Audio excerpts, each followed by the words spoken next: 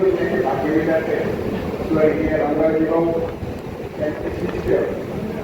आणि माझे पुत्र अण्णासाहेब उदय पवार आपल्या आजच्या कार्यक्रमाचे अध्यक्ष दादासाहेब उभो पाटील हे माझे शिक्षक पण आहे आणि व्यासपीठामध्ये सगळे माझे सहकारी बंधू आणि विद्यार्थी आता जो कार्यक्रम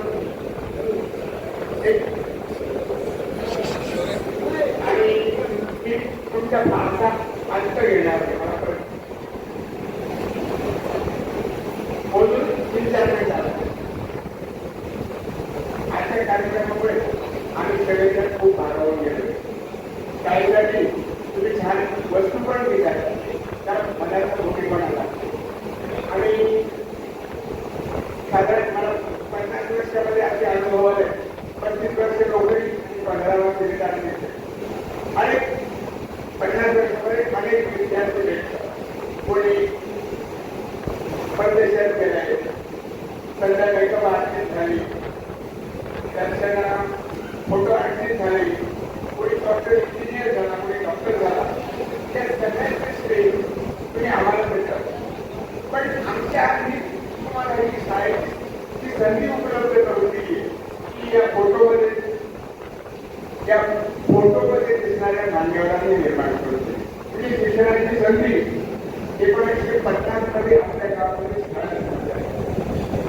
वस्तीगृह शोधल्या आधी वस्तीगृह सुरू केलं स्वतःच्या गावामध्ये त्याच्या बाबतीत जर तिचा उपयोग होत आहे आणि त्या संस्थेमध्ये जुन्या काळामध्ये 50 वर्षापूर्वी 70 वर्षापूर्वी 300 मुलांचं वसतिगृह म्हणजे एवढं मुस्लिम स्वतः फिरायचे आणि म्हणजे शिक्षणाची संधी आपल्याला मिळाली उपलब्ध करून दिली त्यामुळे कोणी परदेशात जाऊ शकतात येऊ शकतात आता एक पत्रकार झाला म्हणजे अशा अनेक संधी आपल्याला फक्त शिक्षणाची संधी उपलब्ध झाल्या मिळाली ही संधी मिळाली तुम्ही त्या संधीचं सोडत केलं स्वतःला मी शेतकरी आहे काहीच कारण नाही शेतकरी तुम्ही तुम्ही म्हणजे त्या क्षेत्रामध्ये काम करत त्या क्षेत्रामध्ये स्वतःच्या क्षेत्राला कमी रेट नका कारण प्रत्येकाचा इंडस्ट्री स्वतःच्या हातामध्ये मिळावे लागते की मला त्यावर आलेच पाहिजे म्हणजे आपलं नशीब आपण घडवू शकतो तुमचं नशीब घडवा आज त्या ठिकाणी त्याकडे योग्य पदार्थ महिलांनी लक्षात ठेवा तुमचं जे राहणे तुमचं जे निर्णय ते समाजासाठी आदर्श ठेवा म्हणजे तुम्ही समाजासाठी आदर्श निर्माण केले की तुमच्या पिढ्या अगदी सुखात आनंदात त्याचं श्रेय तुम्हाला मिळेल तुम्ही सगळे आम्हाला बोलवलं सत्कार केला दिवसभर चहा पाणी तर सुरू होईल अजून जेवणाची पण प्रतीक्षा आहे तुम्हाला पण तुमचं सगळ्यांचं आम्हाला बोलवल्याबद्दल तुमच्या सगळ्यांचे धन्यवाद तुमचे आभार मानण्याचे कारण आमचे खूप असतात तुम्हाला सगळ्यांना धन्यवाद तुमचं कौतुक तुमचं जे आयुष्य आज तिथे त्यापेक्षा घडवण्यात जाऊ